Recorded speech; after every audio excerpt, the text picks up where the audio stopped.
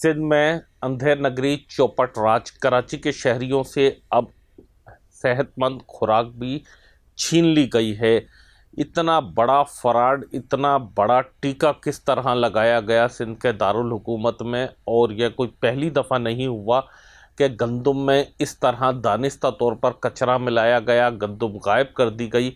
और यह कोई पहला वाक़या नहीं है, या सिर्फ कराची कोई इकलौता शहर नहीं है कि जहां पर इस किस्म की करप्शन, इस हद तक इंसानियत सोच करप्शन की जा रही है कि आप जिसका तस्वुर भी नहीं कर सकते।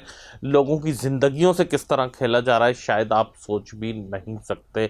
इसकी क्या तफसीलात हैं, क्या डिटेल हैं, इस पर आज मैं बात करूंगा। आपसे गुजारिश है कि चैनल को हमारे लाइक करके सब्सक्राइब करें, बेल आइकन को प्रेस करें, कमेंट बॉक्स में राय अपनी ज़रूर दीजिएगा। बहुत शुक्रिया जुल्फ़िकार अली बब्बर की जानिब से। अस्सलाम वालेकुम तमाम फैमिली मेम्बरान को। कराची में जो हम आटा खाते हैं, खा वो किसी भी मिल का हो, किसी भी चक्की का हो, किसी भी हिस्से का हो, किसी भी कोने का हो, वो 1 नंबर हो, 2 नंबर हो, 2.5 नंबर हो।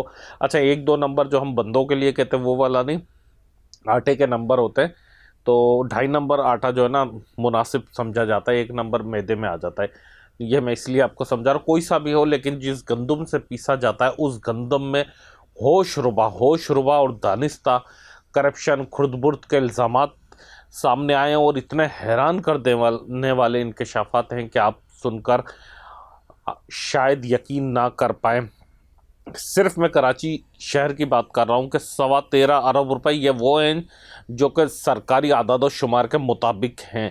अभी मैं इसमें मज़ीद बताऊँगा कि करप्शन किस तरह ज़्यादा की जाती है। 13.25 अरब रुपए के इसमें गंदुम गायब हो गई कराची के गोदामों से, जो सरकारी गोदाम थे। डिपार्टमेंट को पता ही नहीं है कि गंदुम कहाँ गई। इस पर नोटिस रवायती तौर पर ले लिया गया, शोकस नोटिस जारी कर दिए गए, और ये वो और कुछ नहीं हुआ। इसमें फूड इंस्पेक्टर मस्त डहर, बरकत अली, नज़ीर कांधड़ो, वसीम शेख और इमरान सेलोरो शामिल हैं। ठीक है, इनको शोकस नोटिस जारी किया। अच्छा, एक दिलचस्प बात बताओ, मस्त डहर इसमें से जो हैं, ये पहले भी 2 अरब रुपए की गंदम की जो खुर्द-बुर्द थी उसमें मुलविस हैं। वो केस अभी चल रहा है, यानी कि 2 अरब रुपए, आप अंदाज़ा करें कि 2 अरब की में पहले पकड़े गए थे।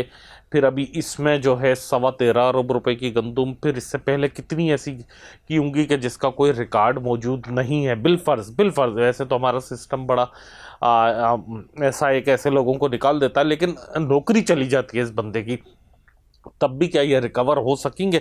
फिर आप ये देखें, जो आपने वीडियो में देख रहे होंगे, फुटेजेस देख रहे होंगे, किस तरह दानिस्ता तौर पर मट्टी डाली जाती है। ये मट्टी जो है बढ़ाई जाती है, इसमें से गंदुम निकालकर गंदुम का वज़न जो है मट्टी, कचरे, पत्थरों से भरा जाता है। अच्छा, जब ये भरा जाता है तो ये चक्की वालों के पास, ज़्यादातर चक्की वाले तो फिर भी साफ़ इस्तेमाल करते हैं, मिल वालों के पास ही है गंदुम जाती है और कचरे वाली निकलती है। ज़ाहिर है कचरा इसमें से बेशतर निकाल लिया जाता है, ऐसी बात नहीं है, ज़्यादातर कचरा निकल के ही पीसा जाता है। गंदुम की क्वालिटी कोई भी हो वो एक अलग टॉपिक है, लेकिन जो वज़न कम होता है वो मिल ओनर को नुकसान होता है। मिल ओनर, आपको समझ सकते हैं, कारोबारी आदमी कभी अपना नुकसान बर्दाश्त करेगा। रात को पेट्रोल महंगा होता है तो सुबह डबल रोटी महंगी हुई हुई आपको मिलती है। हम उस माशरे में रह रहे हैं, तो वो क्या करते हैं कि इसमें रेट बढ़ाते हैं और बहुत सारी चीज़ें करके आम आवाम से निकालते हैं, लेकिन इसके कभी रोकथाम के लिए नहीं हुआ। इससे पहले भी आपने देखा था कि चूहे खा गए थे, पता नहीं कितने अरबों रुपए की, 100 अरब से ज़्यादा की गंदम को चूहे खा गए थे। तहकीकात में इंकशाफ हुआ 50% तक मिलावट की जाती है और 50,000 टन गंदम सिर्फ कागज़ों में मौजूद निकली है, लेकिन हकीकत में उसका कोई रिकॉर्ड ही मौजूद नहीं है।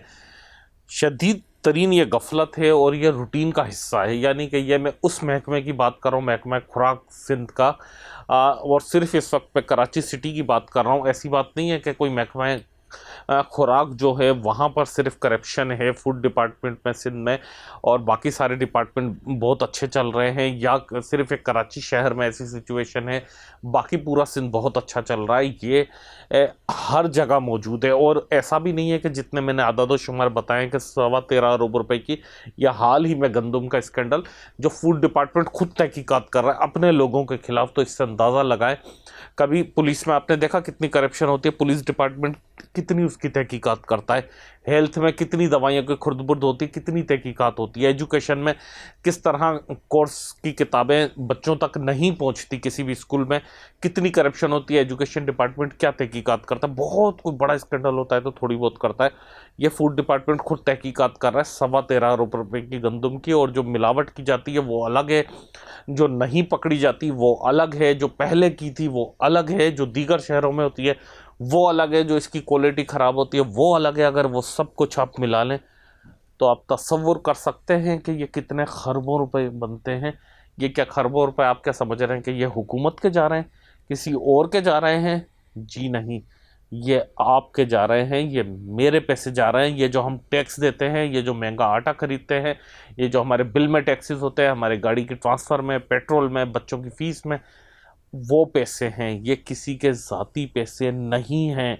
इसकी मुकम्मल तहकीकात होनी चाहिए, ऐसे मुलज़िमों को कैफ़िर किरदार तक पहुंचाना चाहिए, उनकी मुकम्मल तहकीकात होने तक उनकी जायदादें ज़ब्त करनी चाहिए, ना सिर्फ उनकी बल्कि उनके पूरे ख़ानदान, उनकी पूरी फैमिली की जायदादें ज़ब्त होनी चाहिए, उनके नाम ईसीएल में शामिल होने चाहिए विद फैमिली।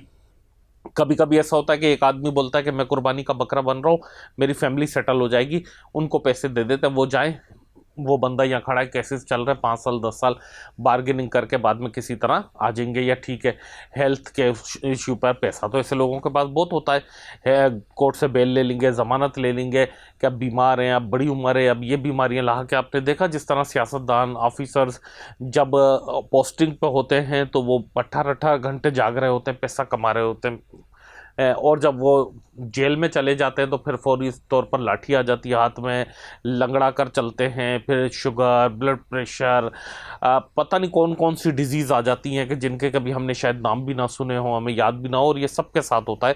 तो ऐसी सिचुएशन से पहले इसकी मुकम्मल, इसमें नेब को भी इन्वॉल्व होना चाहिए, एंटी करप्शन को भी इन्वॉल्व होना चाहिए, इस सारी सूरत हाल में आला अदालतों को भी इन्वॉल्व होना चाहिए, और इसमें जो ओपोजिशन की जमातें हैं, चाहे वो सिंध में हों चाहे मरकज़ में हों, जितनी भी हो, उनको भी इन्वॉल्व होना चाहिए, और इसमें मीडिया को भी अपना किरदार अदा करना चाहिए, और उन सब से बढ़कर आपको जो कि स्टेक होल्डर हैं, जो कि विक्टिम हैं इस सारी सूरत हाल के, आपको भी किरदार अदा करना चाहिए। आप लोग कितना इत्तेफाक करते हैं मेरी गुफ्तगू से और कितना नहीं करते, इस पर अपनी राय ज़रूर नीचे कमेंट बॉक्स में दीजिएगा। और उन दोस्तों से मैं गुजारिश करूं जिन्होंने अभी भी हमें फॉलो नहीं किया, काइंडली फॉलो करके घंटी का बटन ज़रूर दबा दीजिएगा। मुझे दें इजाज़त, अल्लाह हाफ़िज़।